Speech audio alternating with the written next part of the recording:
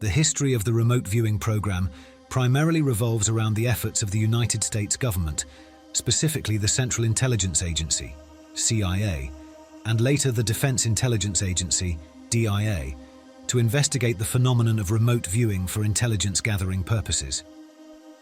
Here's a brief overview. Origins in the Cold War era, 1970s. The US government became interested in psychic phenomena and remote viewing due to perceived advancements by the Soviet Union in similar areas. In the early 1970s, the CIA initiated a program called SCAN-8, Scan by Coordinate, to investigate the potential military applications of psychic abilities, including remote viewing. Stargate Project, 1978-1995. The most well-known remote viewing program was the Stargate Project, which was established in 1978 and primarily managed by the DIA and various military intelligence agencies. Initially known as Gondola Wish, Grill Flame and Center Lane before adopting the Stargate codename, the project aimed to determine if remote viewing could be used for intelligence gathering. Research and participants. The program involved recruiting individuals who claimed to have psychic abilities to participate in controlled experiments, to locate and describe targets at distant locations. Notable participants included individuals like Ingo Swann, Pat Price, and Joseph McMonigal, who claimed significant success in remote viewing experiments. Closure and aftermath. The Stargate project was officially terminated in 1995, citing lack of conclusive results and shifting priorities within the intelligence community. Some proponents of remote viewing continue to advocate for its potential applications in various fields, while skeptics argue that the results were inconclusive and the methodology flawed. Many documents related to the Stargate project have been declassified and released to the public, contributing to ongoing interest and speculation about the feasibility and implications of remote viewing. There are some fascinating stories from the military research that was done by the CIA in remote viewing. And one of the most famous psychics who was hired for this work, his name is Ingo Swann. He recorded some of his experiences. Many of the military projects were classified, some of them have been declassified, more than 10,000 documents. Officially, the US military shut down the project. Unofficially, they transferred it into what they call deep black projects, so that they are not answerable to anybody, and that continues even to this day. But in this official domain, what they developed was fascinating. Ingo Swann records how at one point he got bored with his exercises. They were too basic. They asked him to project to observe marketplaces and things. He said, come on, I can go anywhere in the universe, why bother with this? And they had just had a news item of a probe from NASA which was heading for Jupiter. And he said, well, let me go to Jupiter and see.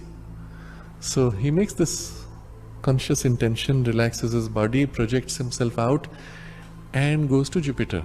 And he describes there's this movement of moving, there's a sense of moving at very high speed. Now this is typical when a part of the consciousness is exteriorized.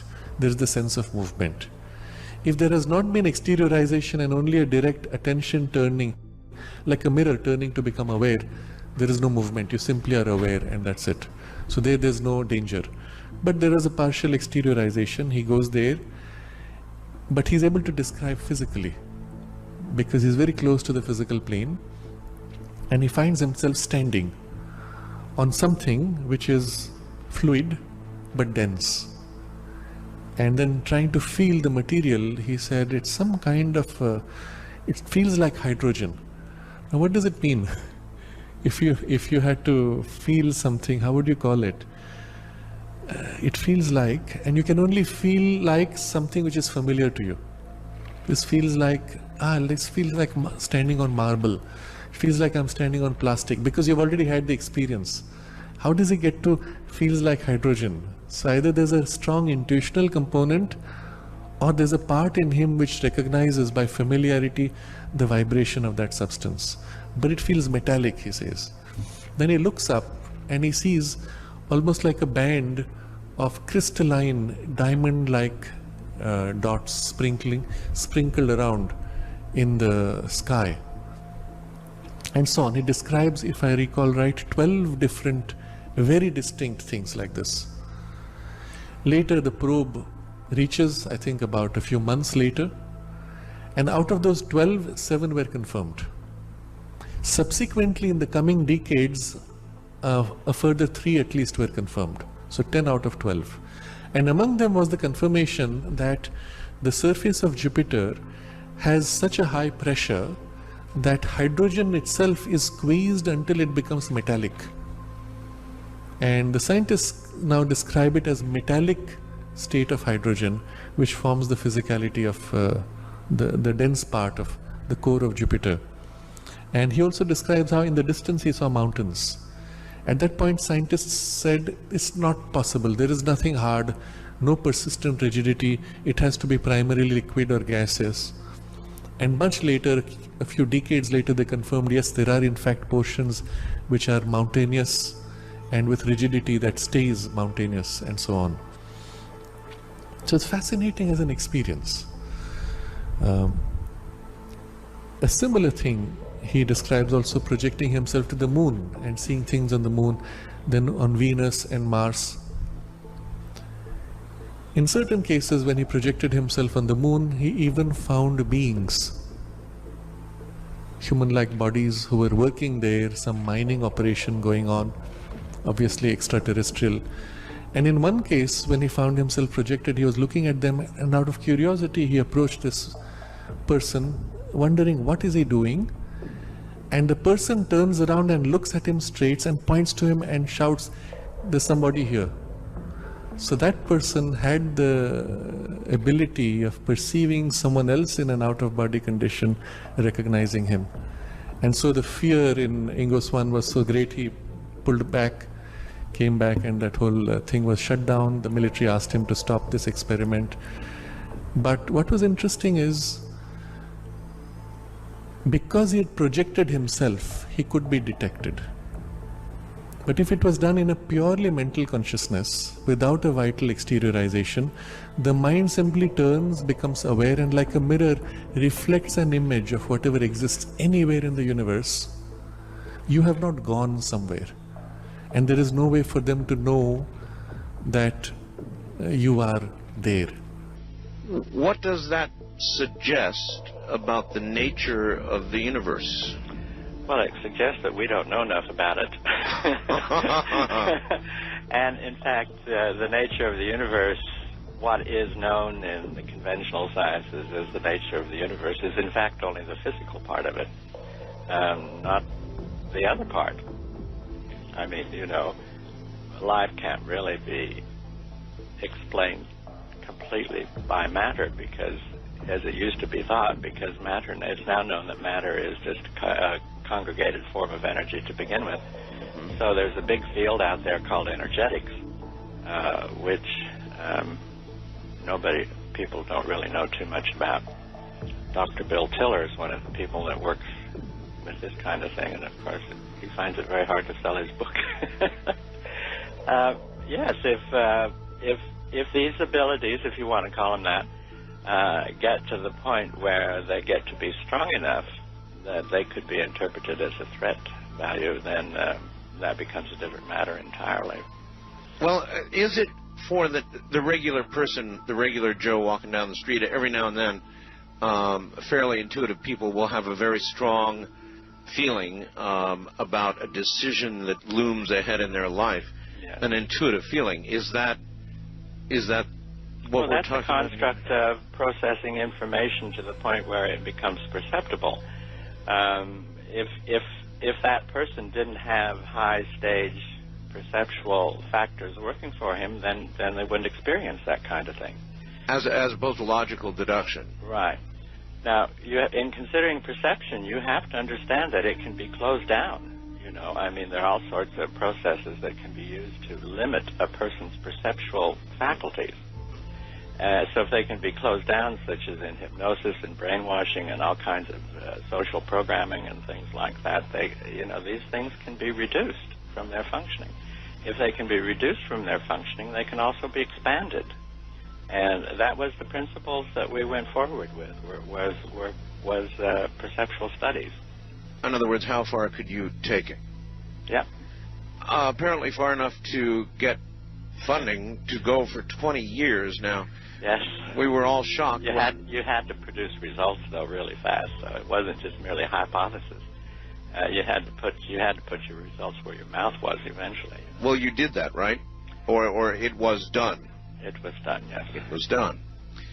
One thing that I have never understood, and to this very day do not, is that the remote viewing, when we saw Ted Koppel, it was to announce we had been doing it for 20 years, but guess what? We're not doing it anymore because it doesn't work. Well, 20 years is a hell of a long time to decide something doesn't work. Oh, dear. Actually, when you think of the larger societal picture and the balance of powers and the secrecy that goes on with everything, you know, would you want to have high-quality remote viewing admitted as workable? No. No. No. I was told behind the scenes as early as 1973 that even if I was told in secret or in confidentiality, that even if we did succeed at demonstrating something along these lines at Stanford, that eventually it would be obliterated because if something like that becomes good enough, then it's a threat potential against everybody's closely guarded secrets. And so, but at that time during the Cold War, you noticed that the program was closed down almost immediately that the Cold War was over with. That's right. Well, okay. Supposedly, yes. Yes. So this kind of development wasn't needed anymore because the American effort was a response to the Soviet effort, and when the Soviet effort collapsed and went away, then there was no need for it anymore in America. So now a publicity program had to get going saying, yes, we looked at it, but it didn't work, and hoping that the 20-year period wasn't noticed. Well, I ask every remote viewer the same question, and that is, if remote viewing really works, and they had to say it didn't work, then wouldn't it be logical to conclude that it's still going on, and probably even at a higher level, and almost every remote viewer says, no, politics killed it, and I just refuse to believe that. If it really works, then we're still doing it.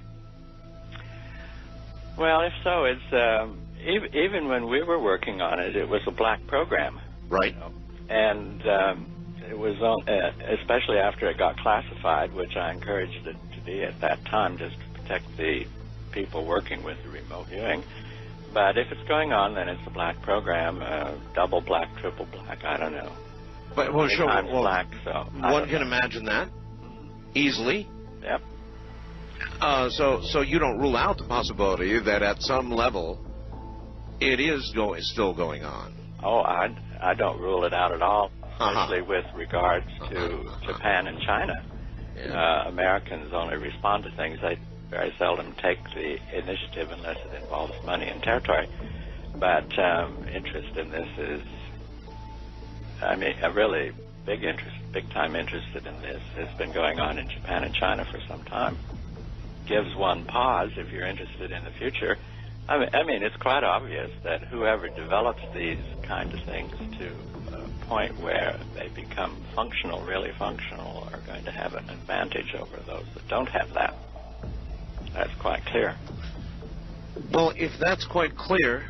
well, it's clear to me and a number of other people that the best way to make people not be concerned is to say it doesn't work. You know, it's the same thing as like saying UFOs don't exist and ETs aren't real. That's right. And so, you know, you can put out this social conditioning out there that simply causes people not to think about it because it's thought to be insignificant even if it does exist. The CIA has only volunteered to go public on something 3 times in their history. And the discrediting of remote viewing was one time, and it was completely unexpected at that time. Yeah, but they do everything for a reason. Yes, but you have really to look into what those reasons might be, you know. And in my mind, anyway, one of those reasons was that they didn't want to ever have remote viewing connected with anything extraterrestrial. Because you put those two things together, and you have a developing situation that these chains of command don't exactly know how to manage from the get-go, okay? So apparently the situation had gotten to a point where there were so many freedom of information inquiries and things like that those people took the extraordinary step of disclaiming it. Are you telling me then that at some point in the program, and maybe you'd like to tell me at what point in the program, the people involved became aware of more than just terrestrial information? Well, actually, I think it was Pat Price. You've heard of him, haven't you? I've heard the name. Yes, he was one of the early people that worked with Hal and sometimes with me. I think it was him who first enunciated the location of I put it a human extraterrestrial cooperation base, something like that. And oh my, really? Oh my, yes. And can you imagine the bells that started going off? Oh, absolutely. A human extraterrestrial cooperation base. In 1975, I found myself invited into a very strange remote viewing thing. When the whole story of that is the first part of my book, Penetration. And it turned out that this was really, really strange, the way it went about and things. But it turned out that the guy involved was very obviously part of a larger system having deep concern in extraterrestrial matters. He wanted me to remote view certain locations on the moon, of all things. Mm-hmm. So I did that. And then he kept asking, while we were doing this, it took about 3 days, in an underground installation somewhere. It took about 3 days, and he kept introducing the topic of telepathy as an "oh, by the way" type of thing. And so finally, I can be really naive, and sometimes, and it took me about 48 hours to say, this guy's not interested in remote viewing. He already knows what's on the moon. He's interested in the telepathic thing, And so I said, come on. You guys have a problem, a telepathic problem with ETs, don't you? And, of course, that blew the cool of everybody. And I had promised not to talk about this for 10 years. For 10 years? There was no paper trail of this project and anything. But what had happened was I briefly got on the inside of this super-duper secret thing of dealing with ETs. And it turns out I didn't play my cards right. If I had played my cards better, I could have probably been taken into the whole thing and become a lifetime project. But the human mind, or something in the human system, has the ability of knowing what's going to happen in the future. What then does that say to us, if anything, do you suppose, or would you speculate about the nature of time itself? I don't know that. Time as we conceive it is a very arbitrary thing. It's very difficult to integrate time into this. I'm stupid about these matters anyway. But in terms of knowing that our human systems must be able to predict something of what's going to happen to them in the future, actually has to be there, because they couldn't survive very well if there wasn't there. So it's just like smelling pheromones in the armpit. You can smell the future coming, or something like that. And time doesn't seem to matter, because time is just a series of numbers that are arbitrary.